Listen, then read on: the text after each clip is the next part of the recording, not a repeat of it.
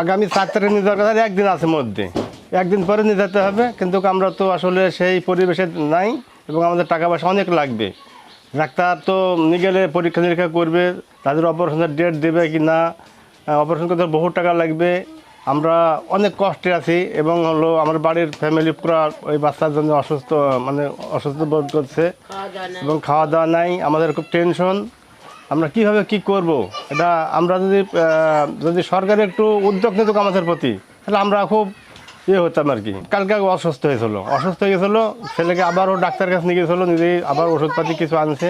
কিন্তু আসলে তো এই ডাক্তার, নর্মাল ডাক্তারের কাছে এগুলো নেওয়া ঠিক না।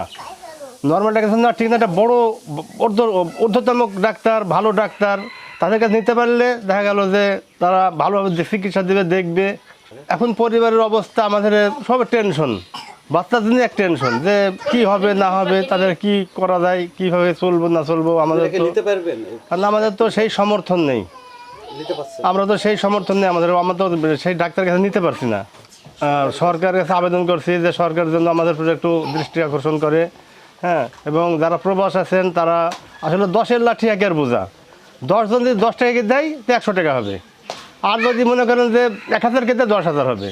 তা আসলে বিষয় তো আমাদের তো আসলে কিছু নাই, তাদের নিব এরকম পরিস্থিতি তো আমার ভিতরে নেই। তখন কীভাবে আমরা কী করব।